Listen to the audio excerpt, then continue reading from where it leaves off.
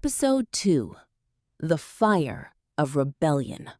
The oath in the peach garden was not just a promise.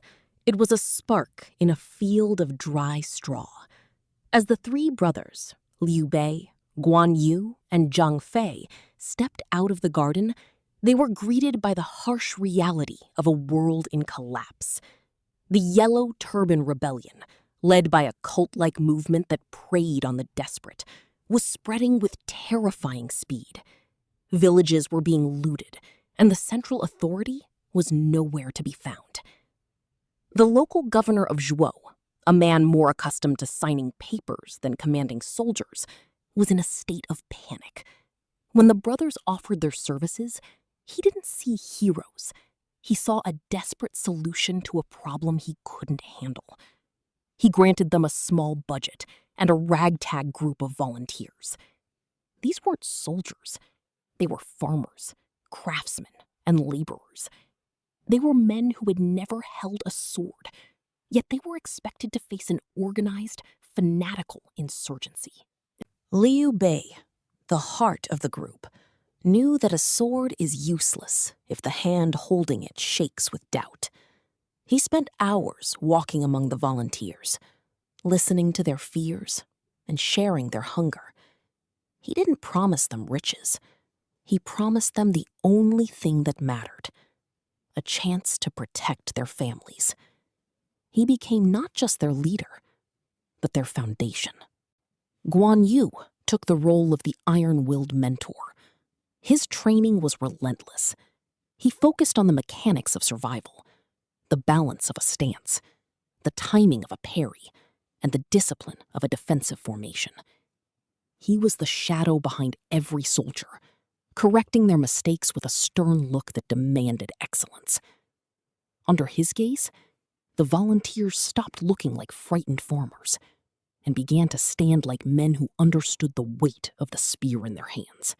Zhang Fei was the engine. He moved between the men with boisterous energy, ensuring every man was fed, every spear was sharp, and every spirit remained high. He turned the fatigue of training into a sense of pride. He showed them that their strength wasn't just in their muscles, but in their willingness to stand beside each other.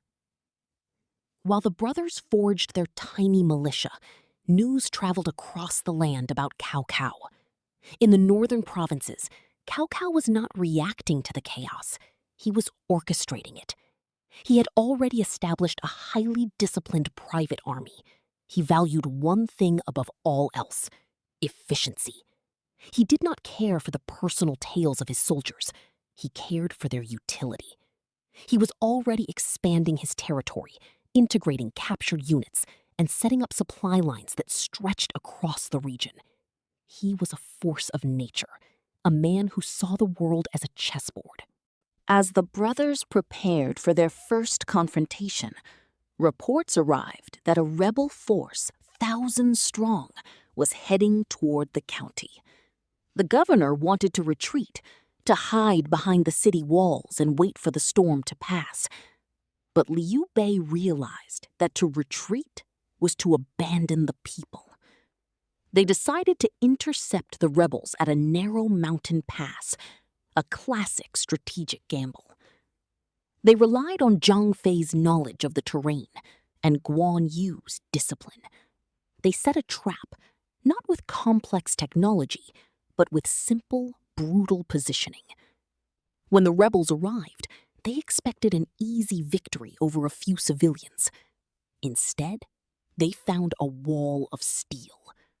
Guan Yu stood at the center, his blade a blur, while Zhang Fei led the charge from the flank, his voice echoing like thunder through the pass. The battle was not a romantic dance. It was a harsh, grueling test of endurance. The brothers were outnumbered 5-1, but they held the high ground. Liu Bei's strategy was simple: hold the line. He moved where the fighting was heaviest, not to command from the back, but to show his men that he shared their risks. The rebels, lacking a unified command, eventually broke under the pressure. The victory was small in the grand scope of the war, but it was massive for the spirit of the volunteers. They had stood their ground against the storm. Yet, as the brothers rested, Liu Bei looked at the maps they had recovered from the rebel camp. He saw names he didn't recognize and movements that were far too sophisticated for simple agitators. He realized that the rebellion was only the beginning. There was a greater hand guiding these events, and as he looked toward the north, he felt the distant gaze of Cao Cao. Somewhere in the silent mountains, a young scholar named Zhuge Liang observed the smoke on the horizon. He was not a general, yet he knew that the rise of the brothers in Zhuo was a variable that the major warlords had not accounted for. The fire had been lit. The brothers had their first taste of war, and they knew now that they would not be able to stop until they restored order to the land. But as the night fell and they tended to their wounded, the weight of the future pressed upon them. They had defended their home, but thousands more were suffering. The rebellion was not a singular event. It was a symptom of a deep, systemic sickness in the heart of the empire. They were 3 men against a tide, and the tide was only rising. The second chapter of their journey had ended, but the true trial was yet to come. They had been tested, and they had passed.